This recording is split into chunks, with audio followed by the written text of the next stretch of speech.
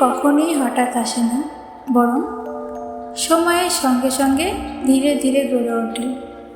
যখন একজন মানুষের হৃদয়ের গভীর অনুভূতি আর একজনের হৃদয়ের সঙ্গে মিশে যায়, তখনই সত্যকারের প্রেমের সূচনা হয়। তেমনই একটি গল্প, প্রেমের ছোঁয়া। শেষ পর্ব। চলেন গল্পটি শুরু করি। তার মন এতদিনের অনুভূতিগুলো বুঝতে পারে, আর সে অনুভব করে যে আদিত্য তাকে ভালোবাসে। সেদিনে সে এক কাপ চায়ের মধ্য দিয়ে তাদের জীবনের নতুন অধ্যায় শুরু হয়। সময়ের সঙ্গে সঙ্গে তাদের সম্পর্ক গভীর হতে থাকে।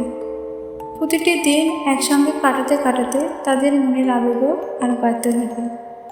আদিত্য তার কবিতার মাধ্যমে আয়নার প্রতি ভালোবাসা প্রকাশ করত, আর আয়না তার চঞ্চল জীবনের প্রতিটি ছোট মুহূর্তে আদিত্যকে সঙ্গে রাখতে চাইত।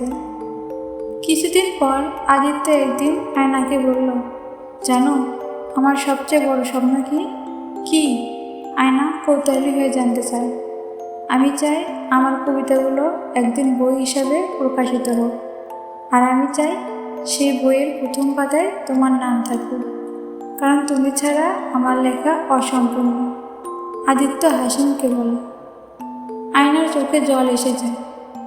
সে অনুভব করে আদিত্য শুধু একজন কবি নয়, একজন প্রকৃত ভালোবাসার মানুষ। তারা একে অপরের জীবন যেমন ছিল বন্ধুর মতো, তেমনই ছিল একে অপরের গভীর প্রেমের প্রতি। সেদিন থেকে তাদের সম্পর্ক আরও দৃঢ় হয়।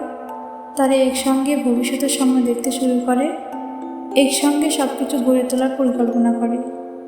তাদের জীবনে প্রতিটি অধ্যায় ছিল প্রেমের ছোঁয়া, কবিতার মতোই গভীর এবং সুন্দর। আমাদের পরবর্তী গল্প পেতে আমাদের চ্যানেলটি সাবস্ক্রাইব করুন।